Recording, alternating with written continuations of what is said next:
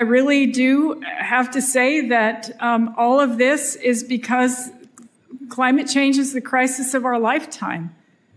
We have an obligation to future generations to make sure that we have a planet for them to live on. And that's why I'm here, and that's why I'm working incredibly hard to make sure that we can realize that transition, that we can have differing energy sources. We can't continue to be a one-industry country. On April the 10th, President Biden signed Representative Gosar's bill ending the COVID-19 national emergency. Secretary, how soon after he signed that bill did you order all of the Department of Interior headquarters employees back into the office? Congressman, as I mentioned, a lot of our employees work out in the field. It's their jobs to be on our public lands. The ones that are in the headquarters, though, have they been ordered back into the office? Thank you for that. I know that we are working. There's still some members of our team who are teleworking several days out of the week. So but for the most you haven't part, ordered them back into the office yet? I have not placed an order to tell everyone to come in 9 to 5. But most of your testimony Monday today has Friday. been about how short-staffed you are. I would think they would be more efficient working from the office in the headquarters instead of from the house. Is it your policy that critical minerals should be sourced from countries that are stewards of the environment, like the U.S. and our allies, or sourced from Russia and China that don't share our same values? Congressman, what I'll say is the president is committed to... Pretty much a yes and no. It's your policy, madam. Our policy is to work to make sure we have the best... I'll take that as a maybe. So are you aware that China produces more emissions than any other country on the planet? I have probably read that somewhere. Are you also aware that China produces 90% of the world's plastic from 4 rivers? I will take that as You also are aware that China is the biggest offender on illegal fishing? Thank you, Chair.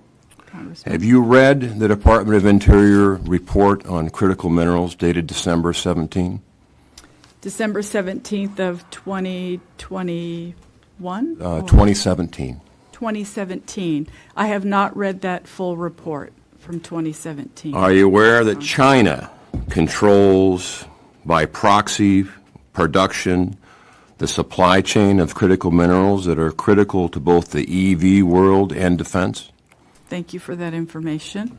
Are you aware by multiple studies that in order to satisfy the present requirements of EV and critical minerals to defense, it would take an increase of 2,000% of mining for 20 years? Are you aware of that? Thank you for the information, Congressman. Are you also aware that northern Minnesota is home to those critical minerals that are necessary for EV and our Defense Department? I think there are critical minerals across our country. Yes. Did you, before you put a moratorium, did you identify and fast-track those sources of critical minerals that you just mentioned? Are you talking about in Minnesota and the boundary waters? You had mentioned that there's other places within the United States that also hold critical minerals that are required for the country.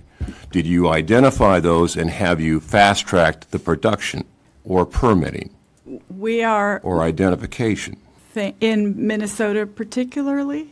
Across our country. Can you pick any place that you've identified for an alternative to critical minerals to fast track so we're not vulnerable to China and Russia for our very critical economy, both in defense and EV? We are working currently on identifying those critical minerals. That is with the U.S. Geological Survey, and of course we... But you would identify, and you would agree that not having the critical minerals identified and produced in this country would present a security problem and prevent us from moving ahead on multiple issues, and we're vulnerable to China for very critical components of our economy. Would you agree? Congressman, I know that energy independence is a priority of President Biden.